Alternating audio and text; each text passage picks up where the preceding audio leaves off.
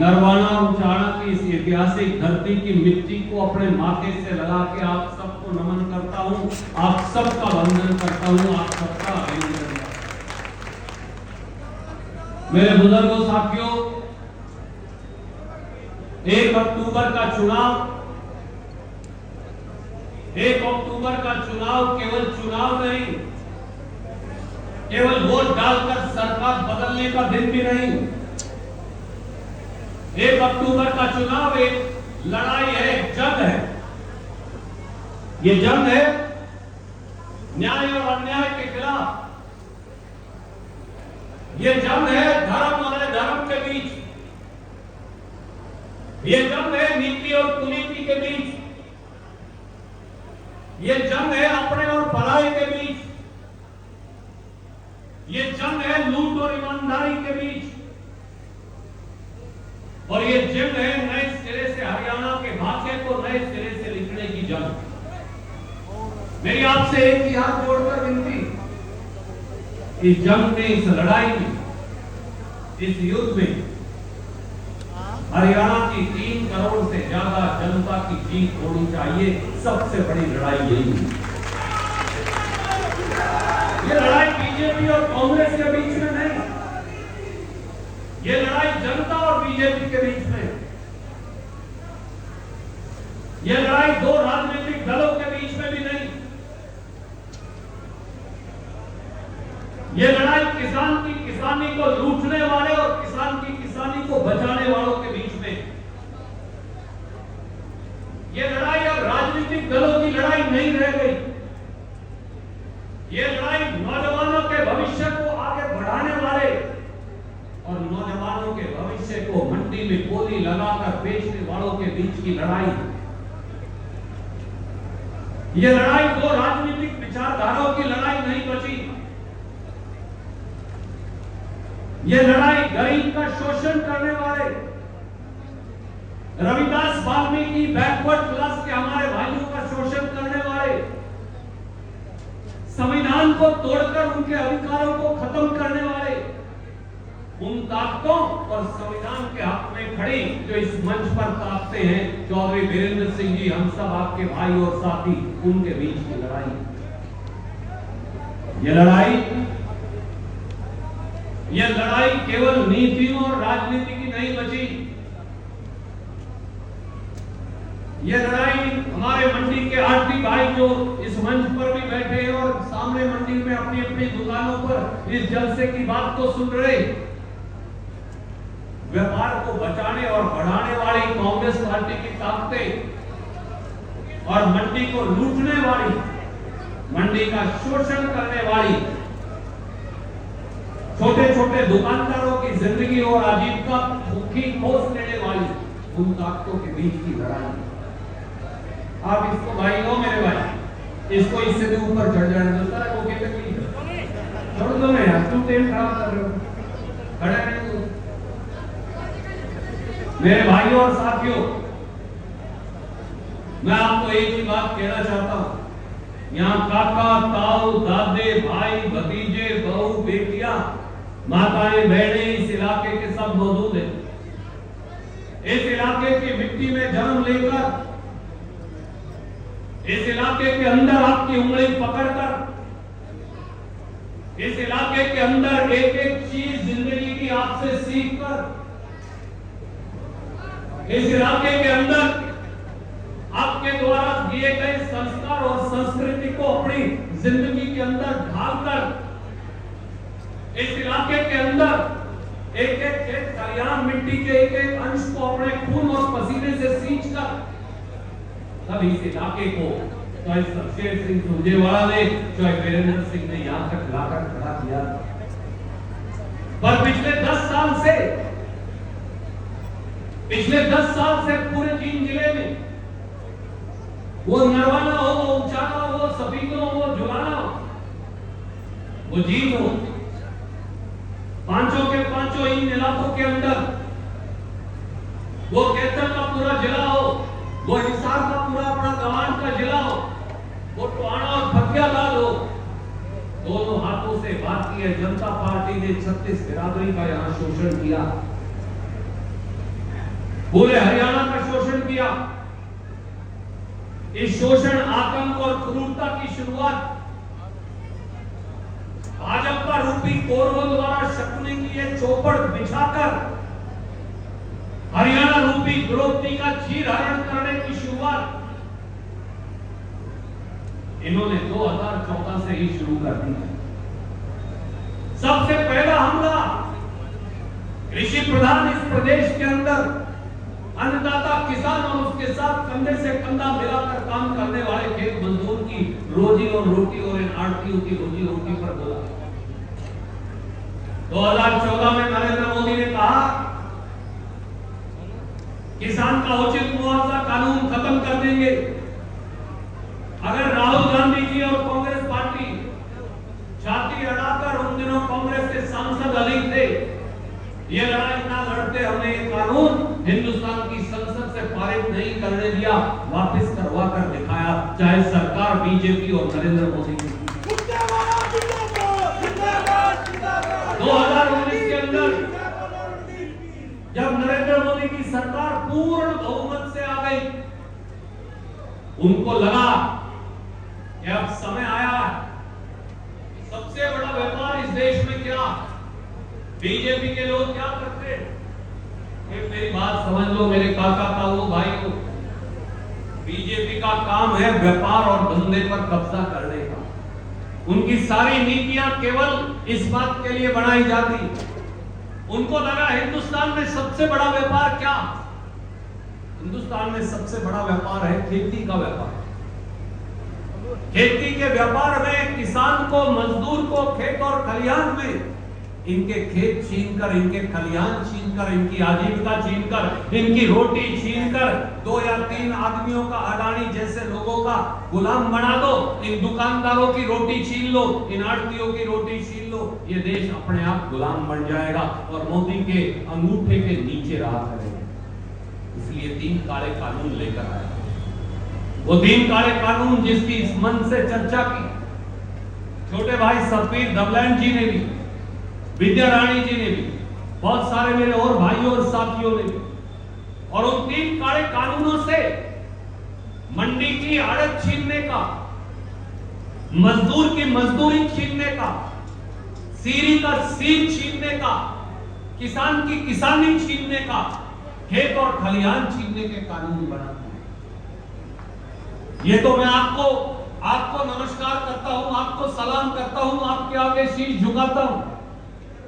हरियाणा, पंजाब, राजस्थान, उत्तर प्रदेश, हिमाचल, मध्य प्रदेश, उनके किसान ने हुंकार उठाई, एक बलबला उठाया और लाखों करोड़ों किसान अलग अलग तरफ से दिल्ली के बॉर्डर पर दस्तखत देने और न्याय मांगने चल पड़े। मैं किसान का एक बेटा, मैं इस नरवाना की धरती पे जन्मा एक नौजवान आज आपको याद दिलाने आया हूं। 1 मिनट के लिए राजनीति छोड़िए, अपने मन के अंदर झांकी मारकर देखिए, क्या ये सच नहीं कि उस दिन जब लाखों किसान साथ चले थे, उस दिन रणदीप सिंह सुरजेवाला और हम सब तो उनके साथ खड़े थे, पर मनोहर लाल खट्टर और दुष्यंत चौटाला उनके रास्ते के अंदर नश्तर, कीले, भाले, पत्थर, बजरी, बुलडोजर लगवा रहे थे। दिल्ली के बॉर्डर पर हरियाणा की सरकार के द्वारा लाखों किसानों को रोक लिया गया। 1.5 साल तक गरीब, रविदासिया, वाल्मीकि, बैकवर्ड, किसान, रोड, गुर्जर, राजपूत, जाट, ब्राह्मण, हर बिरादरी का आदमी और ये मंडी के हमारे आड़ती भाई जो हमारे लिए मदद, खाना, दूसरी चीजें लेकर जाते थे, ये सारे वहां बैठे थे। पूरा हरियाणा वहां बैठा रहा, पूरा देश का किसान वहां बैठा रहा। कोई ऐसा गांव नहीं नरवाना का, कोई ऐसा गांव नहीं उचाना का जहां से कूड़ी पका कोई गरीब मजदूर भी था ना, अगर रविदासिया उसको 1 रुपया देना पड़ा तो उसने 1 रुपया दिया पेट काट के। कोई 100 या 1000 रुपया दे सकता था, किसान उसने 100 और 1000 रुपया दिया। कूड़ी पता पैसे इकट्ठे करके वहां रोजी रोटी बनाने के लिए हम भेजा करते थे। मेरी कितनी माताएं यहाँ बैठी जो वहां कर जाकर वो लोग जिनकी उन्होंने शक्ल नहीं देखी उनके लिए रोटियां पकाया करती थी। 1.25 साल तक धूप में, आंधी में, बारिश में, तूफान के अंदर आप वहां बैठे रहे। नरेंद्र मोदी को कभी इस बात की दया नहीं आई। नरेंद्र मोदी को यह फुर्सत नहीं मिली कि 15 किलोमीटर दूर जाकर उन लाखों किसानों से न्याय की बात सुन तो ले। करना तो बात की बात है, सुन तो ले, मिल तो ले। सवा साल 750 किसानों की शहादत हो गई, जिसकी चर्चा इस मंच से भाई सतवीर कर रहे थे। वो 750 किसान इसलिए नहीं शहीद हुए कि वो वहां किले मांगने गए थे, वो वहां जमीन का हिस्सा मांगने भी नहीं गए थे, वो खुद के लिए भी कुछ मांगने नहीं गए थे। वो मेरे और आपके लिए संघर्ष करने गए थे ताकि अगली नस्लें, अगली पीढ़ियां जिंदा रह सके। वो जिंदा रहने की लड़ाई थी जो हिंदुस्तान के किसान ने, हिंदुस्तान के गरीब रविदासिया, वाल्मीकि, बैकवर्ड, छोटे छोटे दुकानदार ने लड़ी थी। कोई ऐसा दिन नहीं था, याद करिए, हम भूल जाते हैं, हमारा दुर्भाग्य है। कोई ऐसा दिन नहीं था उस सवा साल में जब हरियाणा के किसी एक गांव में एक शहीद की लाश नहीं आती थी। किसी न किसी मां का सिंदूर पोंछ लिया जाता था, किसी न किसी बच्चे के सर से उसके बाप का साया उठ जाता था। पर नरेंद्र मोदी, मनोहर लाल खट्टर और दुष्यंत चौटाला को होश नहीं आता था, क्योंकि वो सत्ता के अहंकार में बैठे थे। उन्हें लगता था उनकी सरकारें कभी जा ही नहीं सकती। सवा साल के बाद उत्तर प्रदेश का चुनाव आया। ये तो भला हो यूपी के हमारे भाइयों का, उन्होंने नरेंद्र मोदी की सरकार को सही रास्ता दिखाया और आखिर में आपके आंदोलन के आगे दिल्ली की सरकार को झुकना पड़ा।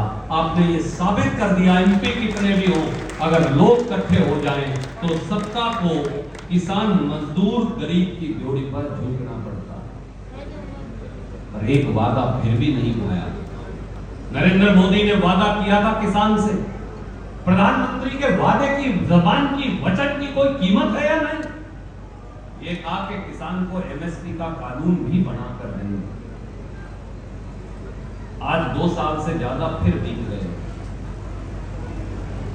मैं आज आपको वचन देता हूं, चौधरी वीरेंद्र सिंह जी ने हमेशा किसानों की लड़ाई लड़ी, सुरजेवाला जी ने लड़ी, गरीबों और गांव की लड़ाई लड़ी। जिस दिन राहुल गांधी जी इस देश के प्रधानमंत्री होंगे, पहला कानून देश की संसद में आपको एमएसपी का कानून बना के देंगे। आज की तारीख, दिन और नरवाना की ऐतिहासिक धरती याद रखिएगा।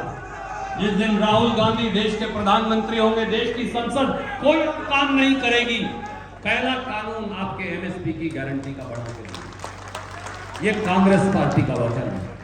हम जो कहते हैं वो निभा के देते हैं।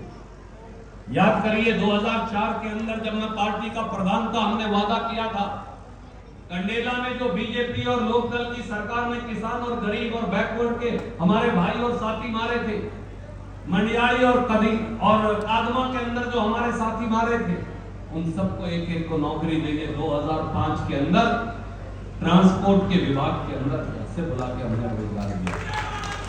आज फिर मैं आपको वचन देता हूं, आपके आशीर्वाद से कांग्रेस की सरकार बनेगी, हमारी हैसियत नहीं। लोग फैसला करेंगे, लोग मालिक हैं। जिस दिन कांग्रेस की सरकार 30 दिन के बाद बनेगी, पहला फैसला फिर उन शहीदों के परिवारों को रोजगार, रोटी, सम्मान और शहीद का दर्जा देने का है। आपका संघर्ष व्यर्थ नहीं जाएगा। आपके खेत और खलिहान की तरफ कोई आंख उठाकर देख नहीं पाएगा। आपके बेटों की, पोतों की, भाइयों की, भतीजों की कोई रोजी रोटी छीन नहीं पाएगा।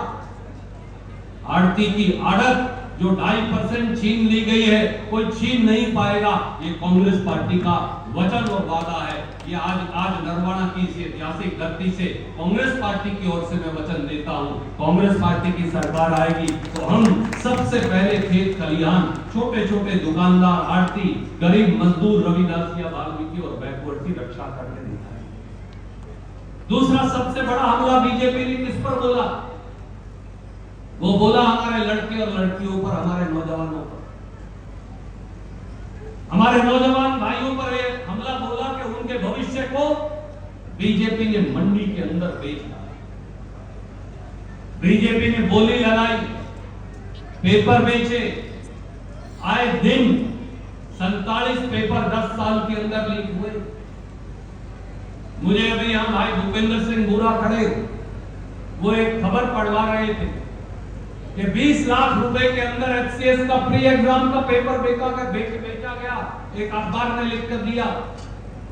ANM 10 लाख में बिकी, BLDA 10 लाख में बिके, एक्साइज इंस्पेक्टर का पेपर बिका, एग्रीकल्चर इंस्पेक्टर का पेपर बिका, क्लर्क का पेपर बिका, HCS का पेपर बिका, HCS जुडिशियल यानी जज का पेपर बिका, केंद्र सरकार के मास्टर का पेपर बिका, हरियाणा सरकार के मास्टर का पेपर बिका।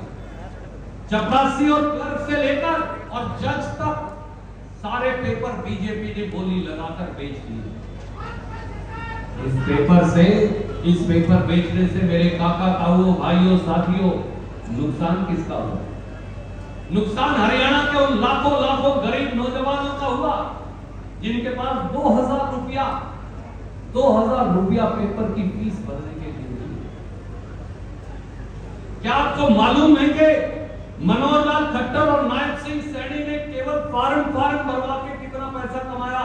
पत्रकार और छायाकार साथी बैठे, लगभग 1000 करोड़ रुपए तो मेरे और आपके बेटों और भतीजों से और हमारे बच्चों से, हमारी बेटियों और बेटों से केवल फॉर्म भरवाने के 10 साल में बीजेपी की सरकार ने दिया लगभग 1000 करोड़ रुपया। उतने तो बाढ़ नहीं लगाया, उतने तो उनकी तनख्वाह नहीं बढ़ी।